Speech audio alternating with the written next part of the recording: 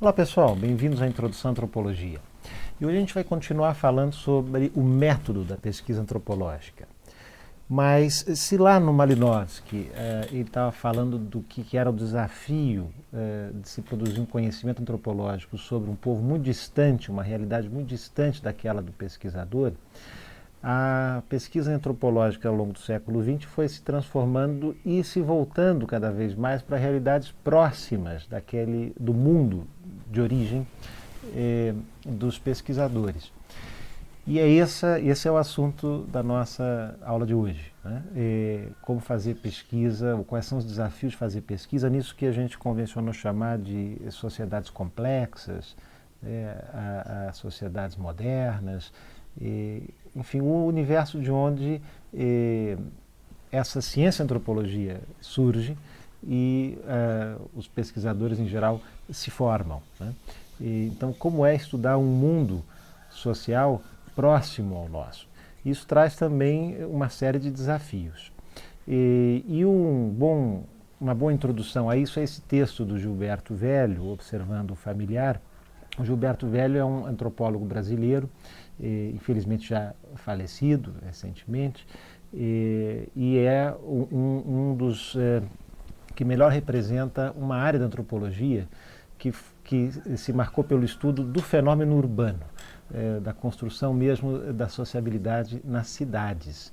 Então é natural que ele aqui escreva sobre os desafios de estudar um mundo que é um mundo no qual praticamente todos nós crescemos, nos formamos e conhecemos bem, que é esse universo da sociabilidade urbana, moderna, uma sociedade de mercado, complexa. E no Brasil, especialmente na antropologia brasileira, a partir dos anos 70 e 80, você começa cada vez mais a voltar o instrumental, metodológico e teórico da antropologia, que até então estava mais centrado para sociedades muito diferentes da nossa, para a nossa própria sociedade. E isso tem a ver, no caso específico da antropologia brasileira, com nossa história recente, né? A antropologia brasileira ela se forma nos anos 50 e 60 muito voltada ao estudo das sociedades indígenas, mas nos anos 70, vocês devem saber disso muito bem, né? O país vivia um período de uma ditadura militar e muitos intelectuais comprometidos com a compreensão da sociedade brasileira em várias áreas das ciências sociais tentavam entender esse fenômeno da ascensão do autoritarismo e da instituição de uma ditadura militar e pensar alternativas e entender as formas de organização social para a resistência a uma ditadura militar no país. E muitas vezes, aplicando as teorias da sociologia e tal, se imaginava que a organização popular rapidamente derrubaria a ditadura militar e tal. E isso não aconteceu. Então, muitos intelectuais na área das ciências sociais disseram, mas espera aí, nós esperávamos que as coisas fossem tomar um rumo e não tomaram, tomaram outro. Talvez a gente não entenda muito bem como é que as pessoas dessa nossa sociedade estão pensando e vivendo a sua vida. Talvez a gente esteja um pouco distante desse universo local onde a vida se dá numa sociedade complexa como a nossa. E a antropologia é justamente a disciplina treinada para se aproximar de outros mundos, de outros universos, e às vezes universos muito próximos socialmente desse grupo de intelectuais, né, e de pensadores, mas distante, o próximo fisicamente, mas distante socialmente, né? Então começa a crescer dentro da antropologia o interesse por estudos dos grupos populares urbanos, de formas tidas como marginais de organização social, e aí as cidades começam a virar também foco do interesse do estudo antropológico. E o Gilberto Velho fez uma pesquisa sobre, ele relata aqui no texto, né, morando num edifício no Rio de Janeiro, tido como um edifício conturbado, né, de classes baixas, gente não convencional, havia consumo de drogas e tal, e ele vai para lá para entender a sociabilidade daquele grupo, tentando fugir dos preconceitos que a sua própria condição de classe, de um intelectual de classe média alta, urbana e tal, tinha em relação àqueles outros. Né? E aí ele vai vendo como que, mesmo na nossa sociedade, há muitos outros, distintos daquele universo no qual nós nos formamos. E é um pouco isso que ele está tematizando aqui quando fala nessa ideia de uma distância social que produz uma alteridade, uma necessidade de buscar compreender um outro que, mesmo convivendo na mesma sociedade que o pesquisador, habita mundos muitas vezes distintos. E isso se relaciona, compreender esses mundos distintos, ao que dizia lá o Malinowski sobre a necessidade de nós nos familiarizarmos com aquilo que nos é estranho. Mas o problema é que não nos é totalmente estranho. Esses outros mundos já são, de alguma forma, parte da nossa paisagem. Nós estamos acostumados a ver, olhando e convivendo de diferentes maneiras, com segmentos sociais os mais diversos no nosso dia a dia. Na cidade, numa sociedade urbana, numa sociedade mesmo fora do ambiente urbano, mas numa sociedade integrada, relativamente integrada, nós convivemos com muitas pessoas de grupos sociais muito distintos dos nossos, mas nós convivemos com essas pessoas colocando elas num determinado lugar no nosso mapa mental. E é isso que ele quer dizer. Essas pessoas não são familiares, não são totalmente exóticas, não são trobriandeses. Né? Então eu já tenho um conjunto de conhecimentos sobre essas pessoas, que são aqueles que eu aprendi e fui construindo ao longo da minha vivência nessa sociedade, a partir do meu lugar nessa sociedade. Né? E esses conhecimentos são conhecimentos, portanto, localizados e marcados pela minha perspectiva dentro dessa mesma sociedade, e não são, portanto, os conhecimentos que um antropólogo quer buscar, não são os conhecimentos dessas pessoas sobre elas mesmas. São os meus conhecimentos de um cidadão posicionado aí sobre elas. Então, para isso, além de me familiarizar com o diferente, eu tenho que estranhar primeiro aquilo que me é familiar e fazer um esforço de desconstruir esses conhecimentos prévios que eu tenho sobre esses outros, porque eles certamente vão me impedir de entender o outro nos seus próprios termos.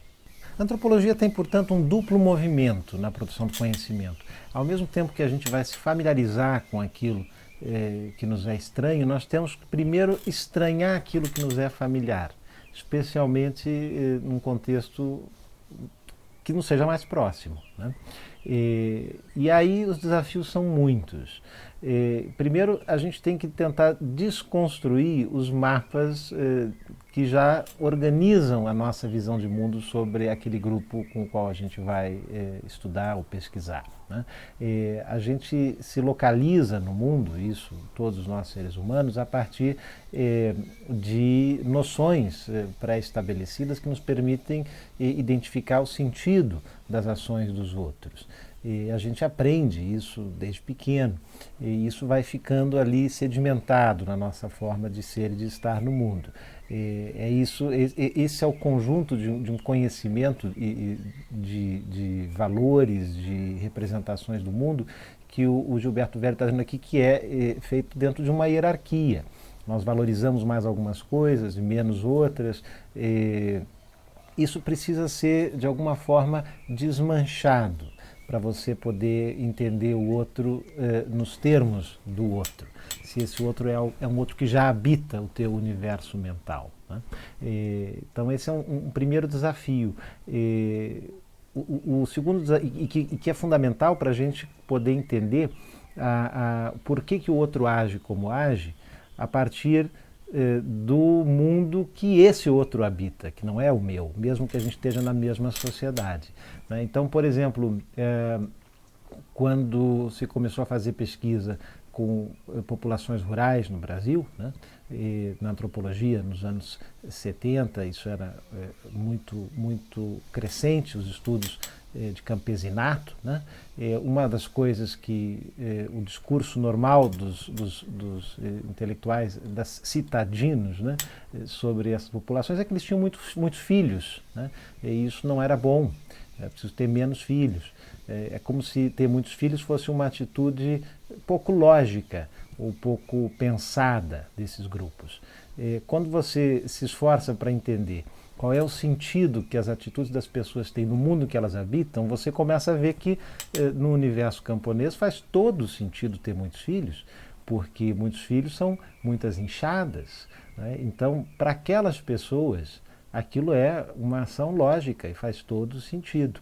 Mas para entender isso, você precisa mergulhar no universo daquelas pessoas a partir da visão de mundo delas e não da sua. Então é preciso um esforço de desconstruir a sua representação do que seja uma atitude, um comportamento lógico ou adequado, né, no mundo moderno, porque o mundo moderno comporta muitos mundos dentro dele, né? E mesmo esse mundo camponês estava inserido, está até hoje no mundo moderno, mas tem lógicas próprias que dão todo sentido para as atitudes que as pessoas que habitam aquele mundo ali dentro têm. E você, como um pesquisador dessa mesma sociedade, mas estudando aquele grupo, tem que desconstruir os seus preconceitos sobre aquele grupo para conseguir entender o porquê das pessoas agirem como agem, e aí você vai descobrir que agem de uma maneira perfeitamente lógica. Aquilo que antes parecia uma atitude irracional, antieconômica até, um peso para a vida familiar, ter muitos filhos e tal, começa a ganhar outro sentido, que é algo mais próximo do sentido nativo, do porquê que aqueles grupos, aquelas unidades domésticas desejam ter muitos filhos. Quando você tem o processo de êxodo rural nos anos 70 e 80, o inchaço das grandes cidades, e a antropologia vai estudar essas periferias urbanas, as vilas, as favelas, né, você nota que essa prática de muitos filhos se transforma, mas ainda assim essas camadas populares urbanas costumam ter muitos mais filhos do que aquela família de classe média, da qual vinham inclusive muitos dos pesquisadores, dos antropólogos que faziam essas pesquisas. Mas e aí? Então não tem lógica? É só um vestígio, um remanescente de um outro tempo? Não, aí você vai descobrir que também ali há uma lógica, que é a lógica de que os filhos vão cuidar dos pais na velhice, uma espécie de seguridade social de quem à época estava excluído da previdência social do Estado, né? Então era preciso ter os filhos, porque senão quem é que vai cuidar de mim na velhice? Então isso é outra coisa que se vai descobrir na medida em que se vai fazer pesquisa lá e entender como que aquelas pessoas agem a partir do universo de socialização no qual elas estão inseridas, que não é, embora sejam sujeitos da mesma sociedade que a nossa, não é necessariamente igual à nossa. E a nossa que eu digo aqui, de nossos pesquisadores, que à época era basicamente o que você tinha na antropologia, né? Pesquisadores brancos de classe média, média alta e tal, que é quem tinha a formação universitária nesse campo. Bom, isso nos lembra algo que a gente já disse aqui, né? Eu já dizia lá o Roque Laraia, as pessoas participam da cultura de maneira muito diferente. Então, mesmo dentro de uma sociedade que se quer homogênea, uma sociedade nacional como o Brasil, do século XX ou do século XXI, as pessoas vivem dentro dela universos culturais, universos simbólicos distintos em razão das suas trajetórias, dos grupos sociais com que elas interagem, da sua condição de classe, né? E o pesquisador, seja lá atrás esse, em geral, homem branco de classe média, ou hoje cada vez mais, ainda bem, antropólogos de origens sociais as mais variadas, tem que primeiro fazer um esforço de desmanchar os seus preconceitos sobre os grupos com que estuda e mergulhar nesse universo para entender ou remapear, né, o mundo, se aproximando do mapa mental do saber das pessoas com quem ele está estudando, ele ou ela está estudando, né?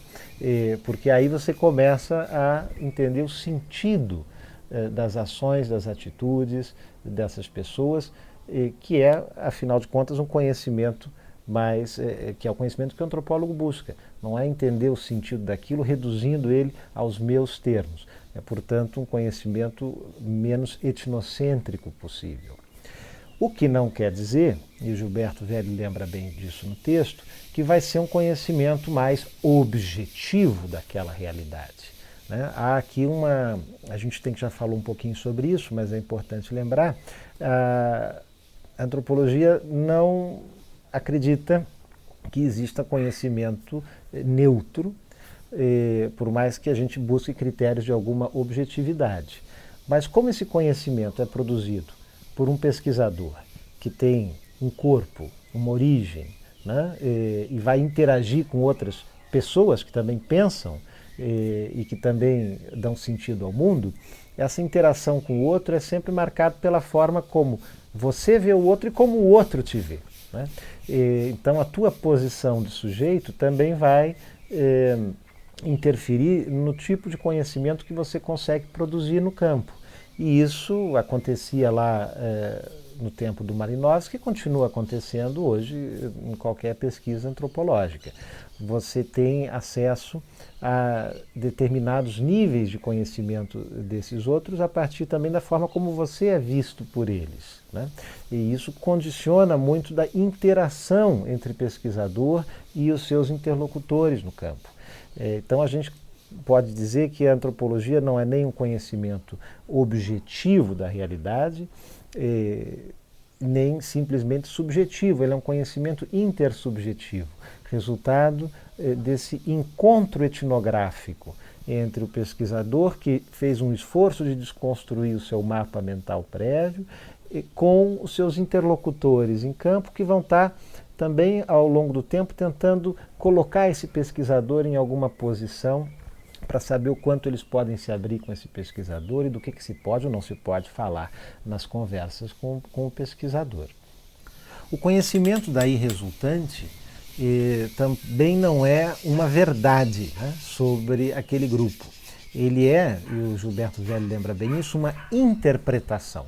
É a interpretação que aquele pesquisador ou aquela pesquisadora conseguiram produzir a partir da sua interação com o outro no campo. E aí, se a gente quiser falar em critérios de objetividade,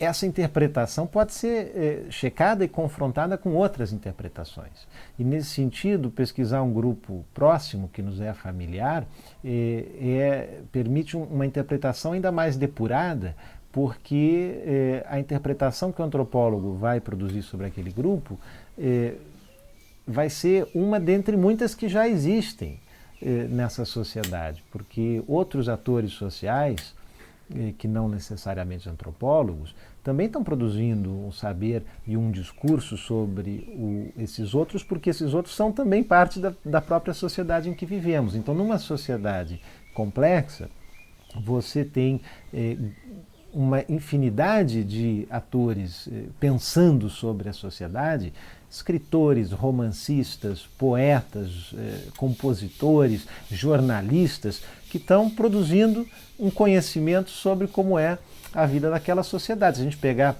os belos poetas da música popular brasileira, né, músicas que são verdadeiras interpretações antropológicas sobre a sociedade brasileira, né? Músicas do Cazuza, músicas do Caetano Veloso, são interpretações sobre determinados segmentos sociais, determinados grupos de pessoas, faixas etárias, segmentos etários, são críticas sociais, muitas vezes entre relações de classe numa sociedade, são também um conhecimento e uma interpretação sobre alguns grupos, ou às vezes uma interpretação mais geral sobre a sociedade brasileira. E o conhecimento que o antropólogo vai produzir na sua interpretação daquele grupo vai ser mais uma interpretação que pode ser confrontada com essas outras, mas que tem a pretensão de ser uma interpretação mais próxima possível da maneira como esses outros se veem, das categorias nativas usadas por esses outros para dar sentido ao seu ser e estar no mundo, à sua vida, às suas atitudes, aos seus gestos, né, a maneira como eles se posicionam em relação a outros, né? A preocupação da interpretação antropológica em relação, ou a diferença dela em relação a outras interpretações, é que ela busca ter um compromisso maior com a maneira como o grupo com o qual se está estudando e que se busca interpretar, como que esse grupo se pensa e se vê e dá sentido à sua vida, né? O que não quer dizer que a gente vai simplesmente relatar como ele se vê. A gente vai tentar pôr aquilo em diálogo com uma teoria antropológica sobre o tema de recorte da pesquisa, né? Sobre o problema daquela pesquisa e tal. E vai se discutir com uma literatura, vai se comparar com o que já se escreveu sobre esse tema a partir de pesquisas com outros grupos. Enfim, tem uma dinâmica própria do conhecimento acadêmico, em especial desse campo disciplinar chamado antropologia. Mas é uma interpretação que vai também poder ser comparada com as outras muitas interpretações que essa própria sociedade produziu sobre si mesma, né? Que é algo que não acontecia quando a antropologia estudava apenas sociedades muito distantes, onde o conhecimento sobre esse outro, em geral, vinha apenas do que aquele antropólogo estrangeiro tinha escrito, trabalhado ou pensado sobre aquele povo. Então, nesse sentido, a interpretação produzida por nós com grupos próximos a nós é uma interpretação mais sujeita a critérios objetivos de validação na comunidade acadêmica do que aquela que foi produzida por alguém que foi para um lugar muito distante e chega aqui e diz, olha, eu fui lá, eu vi, é assim, né? E ninguém mais foi, ninguém mais viu, então, né? A ideia da replicação do experimento fica um pouco mais prejudicada. Então, há critérios de validação. Então, é possível falar em objetividade, mas o ideal mesmo é falar em intersubjetividade, né? Porque é uma interpretação produzida nisso que a gente chama um encontro etnográfico entre o pesquisador e os seus interlocutores de pesquisa, né? Que também não são um objeto de pesquisa, porque é desse encontro que vai surgir de uma maneira dialogada, né? A interpretação que o antropólogo vai sistematizar como um conhecimento etnográfico sobre aquela realidade. Bom, e esse encontro etnográfico é onde a metodologia antropológica surge, se desenvolve. Ela não se define apenas por um conjunto de regras de como produzir informação. Vamos fazer entrevistas, vamos usar questionários, vamos fazer grupos focais. Não, tudo, quando você está em campo, imerso na vida daquele grupo, tudo é fonte de conhecimento e de informação. Os pequenos detalhes, as negativas, as frustrações, os sucessos, tudo isso te permite descobrir algo sobre a maneira como aquelas pessoas dão sentido à sua vida e como elas agem no seu cotidiano. E nesse sentido, o segundo texto que a gente traz para a aula de hoje é um ótimo exemplo disso, que é um relato e uma análise das suas próprias experiências de pesquisa feita pela Paula Machado, uma pessoa com formação em psicologia, que tinha atuado numa vila de periferia urbana de Porto Alegre como psicóloga do postinho de saúde, né? E que vai fazer o seu mestrado em antropologia na Universidade Federal do Rio Grande do Sul e resolve fazer a sua pesquisa sobre as representações de masculinidade, sexualidade e saúde reprodutiva dos homens daquela vila. Então ela é uma mulher que já atuou ali, já esteve ali, já era conhecida como a psicóloga do postinho, né? E que volta para aquele lugar agora numa outra posição de pesquisadora da universidade para fazer uma pesquisa sobre homens e sobre um tema delicado, que é sexo e sexualidade entre esses homens de uma camada popular urbana da periferia de Porto Alegre, né? Então, essa reflexão que ela faz sobre a experiência de pesquisa dela ajuda a gente a ver muitos dos desafios que estão postos na produção de um conhecimento numa sociedade da qual você participa, né? E como isso é rico também para a produção das interpretações antropológicas. Então, a primeira coisa que a gente nota aqui é que, como o antropólogo, nesse caso a antropóloga, a Paula, participa daquela sociedade, ela já esteve ali como psicóloga, ela agora é professora da universidade que todos conhecem, né? Ela está constantemente sendo colocada em uma ou outra posição pelos seus interlocutores, né? E como ela é mulher, e o tema é um tema delicado que envolve basicamente relação entre homens e mulheres, sexo e sexualidade e reprodução, isso também põe desafios e limites na construção das redes de interlocução dela. Muitos ficam com receio de indicar um amigo para ela ir entrevistar, ela tem que pensar muito bem onde que ela vai encontrar essas pessoas, como ela vai encontrar essas pessoas, né? E ela trabalhando então com homens casados, como ela vai lidar com as mulheres desses homens casados que vão ficar enciumadas de ver o marido falando sobre sexo com outra mulher, né?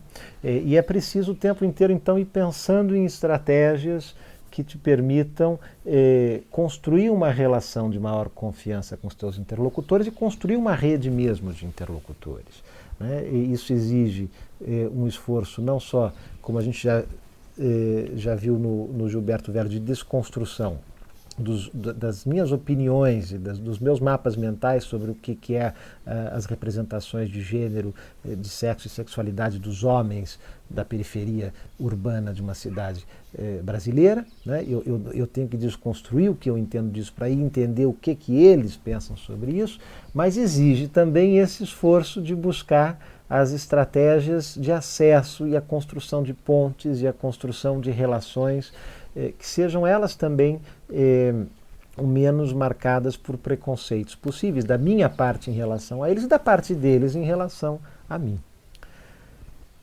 Bom, e evidentemente a desconstrução desses preconceitos nem sempre é possível e nunca é possível na sua totalidade, em especial essa forma como você é localizado pelo outro, né? Como a mulher que pode estar dando em cima do seu marido, do meu marido, por exemplo, né? Quando uma esposa de um dos interlocutores entra furiosa no bar, dizendo para acabar com aquilo, que pesquisa, que história é essa de quer fazer pesquisa com meu marido, né? Se é assim eu também quero fazer pesquisa, tem algum homem aí para fazer pesquisa comigo, não é isso? São coisas sobre as quais você vai ter muito pouco controle, né? E não vai conseguir nunca eliminar isso. E a ideia não é essa. A ideia é, e isso é fundamental nessa ideia de construção de alguma objetividade, né, na pesquisa, é você estar atento a isso e ter consciência disso. Então a primeira coisa que a Paula faz muito bem aí no texto é colocar de onde que ela está falando e como foi a sua interação no campo. Então a gente tem que ter consciência de que o fato dela ser uma mulher, de classe média, que já foi psicóloga lá, isso tem que ser dito e colocado para o teu leitor, porque principalmente para você mesmo, quando você vai analisar o material, porque isso é localizar-se. A tua interpretação vai ser sempre uma interpretação localizada. E é preciso que você compartilhe essa localização com os teus leitores para dizer, olha, isso é o que a minha condição, né, de mulher que já atuou como psicóloga naquela vila e tal, me permitiu produzir de interação no campo, né? E é claro que um outro pesquisador localizado em outras caixinhas do mapa mental daquele grupo, daquelas pessoas, teria acesso a outras coisas, né? A outras dimensões, a outras ideias e tal. Então, a honestidade intelectual hoje na antropologia não está em buscar um conhecimento verdadeiro, objetivo, real, que é uma reprodução do pensamento nativo do grupo que eu estudo. Não. É você ser franco e dizer exatamente o que e como você foi localizado ali dentro.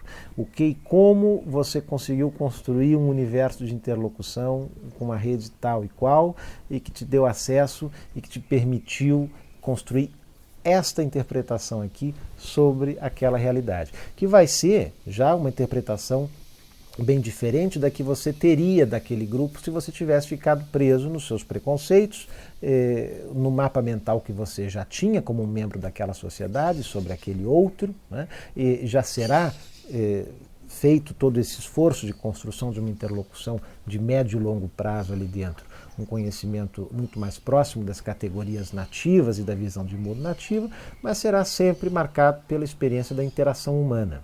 E ainda mais quando você que está ali interagindo é alguém que compartilha uma sociedade mais geral com o grupo que está sendo estudado. E esse texto da Paula ajuda a gente a ver os desafios, que são muitos na produção disso, mas também as oportunidades. E como que essas situações de tensão, de conflito, muitas vezes de negação de informação ou de interação, também revelam ou permitem ao pesquisador entender melhor como que o outro pensa. Por que para aquela mulher isso era um problema sério? Isso diz algo sobre aquela mulher, a esposa do interlocutor dela, né? Algo sobre a maneira como as pessoas ali, homens e mulheres, pensam a ideia de conjugalidade, de fidelidade, o que são ameaças a isso ou não, que lugar isso apresenta na construção da imagem pública da pessoa. Quer dizer, enfim, todas essas situações vividas no campo te permitem produzir algo na sua interpretação. E por isso o trabalho de campo é um trabalho de viver lá, né? Viver com aquelas pessoas, e a informação produzida não vem apenas dos questionários, dos formulários e das entrevistas. Vem da vivência, né? De uma vivência intersubjetiva em que tanto você vai aprender muita coisa sobre aquilo, quanto inevitavelmente aquelas pessoas, os seus interlocutores, também vão aprender sobre elas mesmas, sobre você, muitas vezes sobre a antropologia. Tanto é que não é por acaso que muitos antropólogos, inclusive de peso na antropologia internacional, como Stanley Tambaia, são pessoas que foram parte de grupos estudados por um antropólogo, depois viraram ali um interlocutor muito próximo do antropólogo e depois passam a também descobrir esse universo da antropologia e a produzir antropologia, né? Então a experiência do trabalho de campo e esse conhecimento intersubjetivo produzido ali dentro afeta o pesquisador e afeta o grupo pesquisado, o grupo com o qual se pesquisa, né? É uma experiência compartilhada, e uma experiência compartilhada fascinante, desafiadora, mas que está aí acessível a todos nós, né? Esse nosso módulo do curso no momento é um convite para que vocês exercitem um pouco dessa sensibilidade, de tentar apreender outras partes do mundo em que vivemos, da sociedade brasileira, da sociedade moderna, ocidental, como queira, tentando estranhá-la, ou estranhar algumas dessas partes e descobrir um conhecimento que seja diferente daquele que a gente já naturalmente tem do mundo no qual a gente mesmo vive. Nesse sentido, a antropologia e psicanálise compartilham um bocado de coisas em comum. Nós podemos e devemos fazer uma análise da nossa própria sociedade com um olhar antropológico. Isso vai certamente ser uma experiência bastante intensa, como em geral a psicanálise também é, né, para quem se analisa, mas muito gratificante. Espero que vocês tenham gostado desses dois textos. A gente vai conversar mais sobre eles no nosso encontro na quarta-feira e ficamos em contato. Um grande abraço e até mais.